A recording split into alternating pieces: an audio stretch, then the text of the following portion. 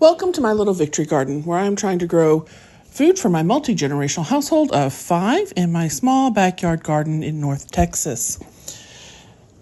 Today, we're working in the kitchen. I'm making some fried squash blossoms. I first did these about 10 years ago. It was back when I could grow squash without worrying too much about the squash bugs.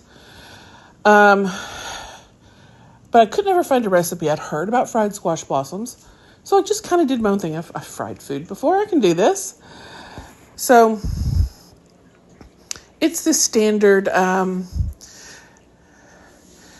dip in a flour mixture, then an egg mixture, and then another flour mixture.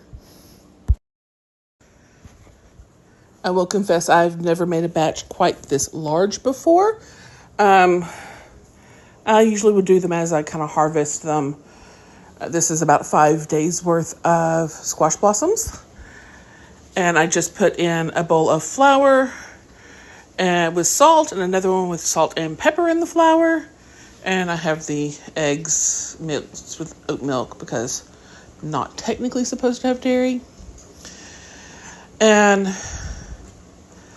this time I decided to be a little lazy about it.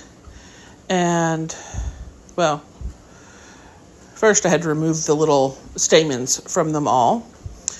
So it's been about 10 years since I'd made this because I didn't have squash blossoms available. So it took a little bit to kind of get me a system going.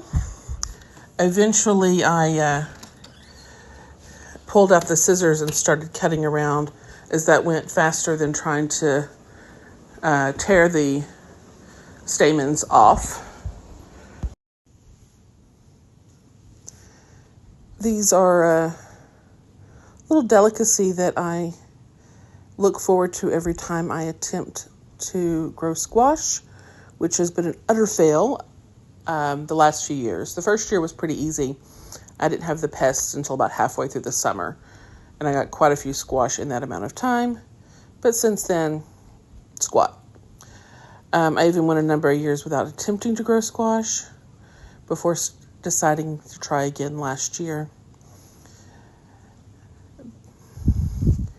It is actually a fairly time-consuming thing to do, but once I get all the little stamens off, I rinse the blossoms, hence me putting them in the strainer bowl as I am taking them off. After I rinsed them, I kind of gently patted them with a tea towel, and then put several of them into the bowl with the flour and salt mixture and shook until they were coated with the flour. And then I dipped them in the egg mixture and made sure it was thoroughly coated with the egg before dipping it into the flour mixture with the salt and pepper. You can also do like a Creole seasoning to season it, which I have done in the past as well. And then I just kind of set them aside while I continue to go through the rest of these. I did mention this is a time-consuming thing.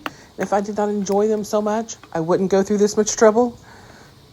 Probably will not do this big of a batch again in the future. Before I fried them, I went ahead and made a dip for it.